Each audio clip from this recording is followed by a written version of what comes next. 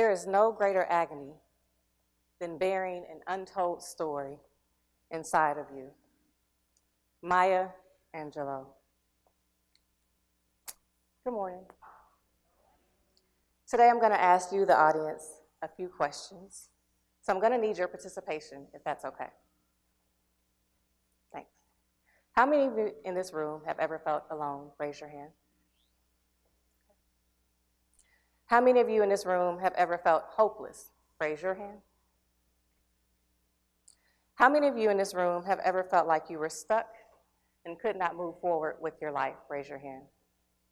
But this time, I want you to keep your hand raised. And I want you to take a look around the room, and you will notice that you are not alone. You can put your hands down. In fact, there have been times in my life where I have felt alone, hopeless, and like I was stuck and couldn't move forward. So today, I'm going to take you on a journey. I want you to close your eyes for a moment. Close your eyes. Everybody close your eyes. And I want you to imagine that you are stuck in quicksand. You're struggling trying to get out. Yet, the more you move, the deeper you sink in. First your feet, and then gradually, the rest of your body becomes one with the sand. Imagine that as you start sinking, you start sweating profusely. Your arms and your legs start flapping uncontrollably as you're trying to find something to latch onto. Yet, the more you try, the tighter your limbs become, to the point where they're barely movable. The pressure is overwhelming.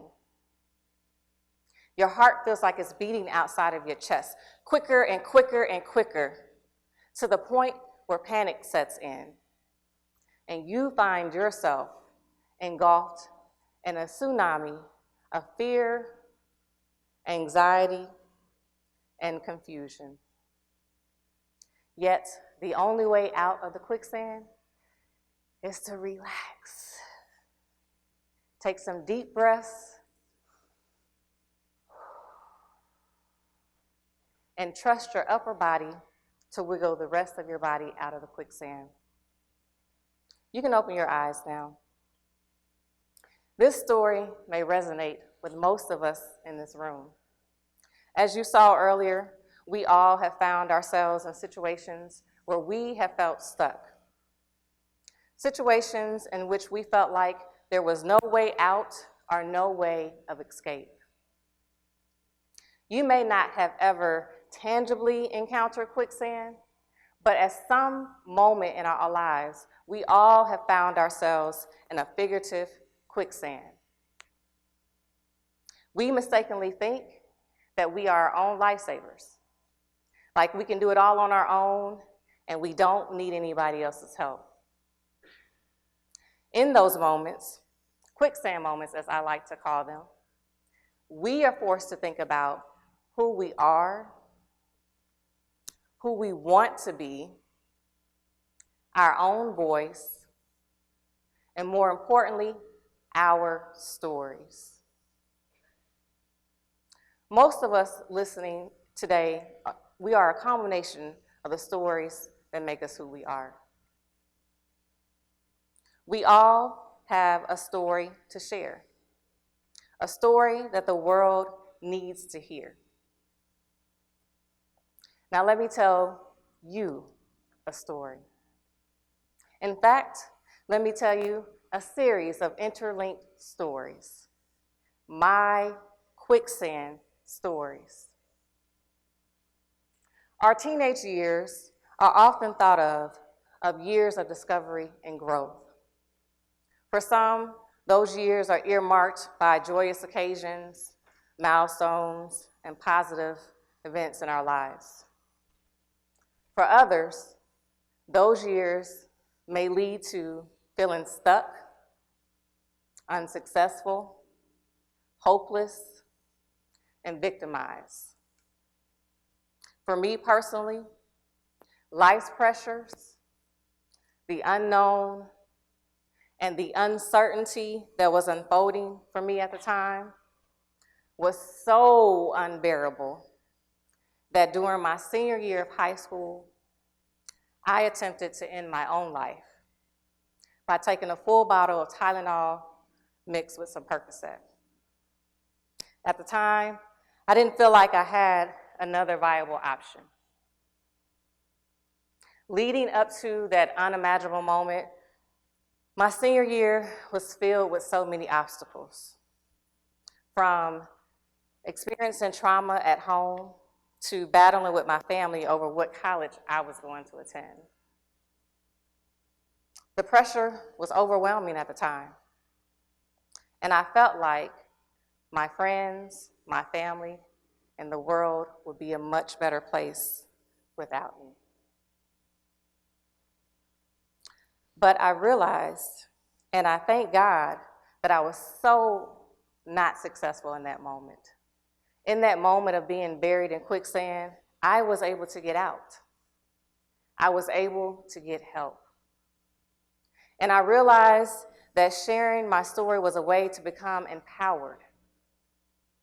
Empowered to tell others that there's hope, there's light, there's possibility, and that no matter how cold or how dark the quicksand may feel, there's a dry, solid ground waiting for you on the other side. What should have killed me and destroyed me became my springboard to my story of resilience and perseverance. Yet, to fully understand how I ended up in that space at the age of 17, I have to rewind for a bit. And I have to share with you guys my genesis. I was born to a 16-year-old mother who was still a baby herself when she had me. Just a young lady, right out of high school. She got married, she packed us up, and we moved out of state. What was supposed to be a new beginning and a fresh start quickly turned into something far more tragic.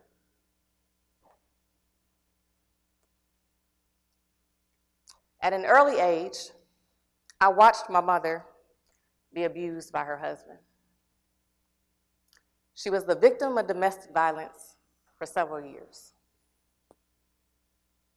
I was helpless. There was nothing I could do as a child but bear witness to her pain. And while I was bearing witness to her pain, I was enduring my own. While my mother was away from home at work, I was the victim of sexual abuse. I suffered in silence. I was ashamed, I was confused, and I was angry. And I was uncertain as to why the adults who were trusted to care for me were actually hurting me. Eventually, my mother divorced her abuser. And eventually, we moved far away from those who were tormenting me. I watched my mother struggle to relearn who she was while raising two small daughters. We eventually moved back to Indianapolis, and we bounced around from neighborhood to neighborhood, from house to house, living with various relatives. My ground was neither stable nor firm. My aunts occasionally stepped in to help my mother raise me, until one day, my mother made one of the toughest decisions of her life, and she sent me to live with my grandmother in Louisiana. Once again, I found myself feeling unloved, rejected, and angry. What I didn't understand, that I now understand as an adult, is that my mother made one of the biggest sacrifices of her life She allowed me to go live with my grandmother because she wanted me to have an opportunity to succeed in life. And she knew that my grandmother could provide a loving and stable and warm environment for me. My mother is actually one of my greatest heroes because she's my first example of what courage, strength, and resilience and perseverance looks like. And I'm so grateful that she allows me to share my story with others to inspire them and give them hope. I wish that I could tell you that my early years and my teenage years are where my quicksand moments end, but they're not. With life, there are many things that seem to be controlling us and many things that we seem to have control of. But yet, the common denominator is how we respond in the circumstances we find ourselves in. Yes, there are times in my life where I still feel pain, unworthy, rejected, unloved, frustrated, hopeless, all as a result of life's setbacks. But I'm here to tell you that I don't do setbacks. I do comebacks. And one of my greatest comebacks, in many ways, was my decision to use social media to share my story. Why social media? Social media is the epicenter of social interaction. It's a place where people meet, convene, commune, and engage in various forms of community. It's also a place where people grow, learn, and of course, share their stories. Unfortunately, it's also a place where people wound and hurt others. How many of you in this room, by show of hands, could think of someone who uses social media to bully somebody, cause harm or division? Or somebody who carves out this pristine image of a perfect and flawless life? Both scenarios are dangerous because they're grounded in something less than authentic. I knew that if I wanted to share my story with all of its layers, that I wanted to be authentic. I wanted to share my story on my terms. Not some perfectly crafted story filled with all these optical illusions, right? But my story. Honest, complex, and more importantly, real. Initially, the fear of being judged and criticized were some reasons why I didn't want to share my story on social media. I know that technology can be used to paint a picture of someone in a positive or negative light. And I wanted to be a responsible steward in sharing my story in a way that would empower, motivate, and inspire others. Think about your own circle of family and friends who take to social media every day to share their lives. There's 1.5 billion Facebook users, 500 million Instagram users, and 190 million Snapchat users. It's a lot of people on social media, right? These statistics reveal just how much social media has become a part of our everyday lives. Often the lines between public and private are blurred. Imagine the influence you would have if you used technology to share your story. What might that story look like? Today, there's various platforms that we have available to us to share our story, including TV, radio, podcast, and YouTube. Not every platform is going to be the best fit for the story that needs to be told. As I was thinking about how I was going to take back my power through my story, I wanted to be intentional. So I had to decide which technological vehicle would be the best fit for me. So I decided to use radio and podcasts and social media, Facebook in particular. In 2016, I was invited to be a guest on a radio internet show called The Conversation Lounge. After the first taping, I quickly realized that I was a natural behind the mic. So I boldly told the host, "I'm joining your show." And they agreed, and before long, I found myself in front of a mic. The more comfortable I became, the more I began to peel back those layers and share pieces of my story on a weekly basis. The more I shared, the freer I became. I was no longer imprisoned by fear and shame. I was reclaiming my story, one story at a time, and rewriting my narrative. Earlier this year, I launched a new show with the intent to provide a space where challenging life topics could be discussed without fear and judgment. I co-created Let's Go There with Sassy C and Tia.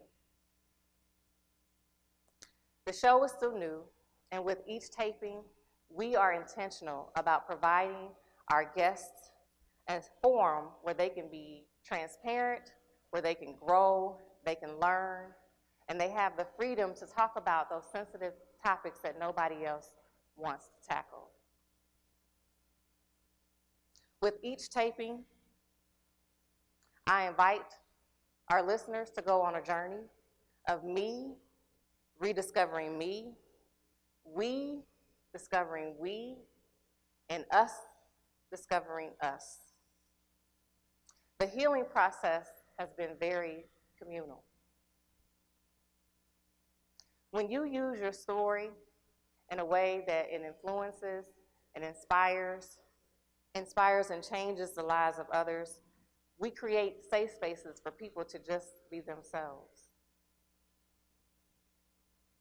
There's power, there's resilience,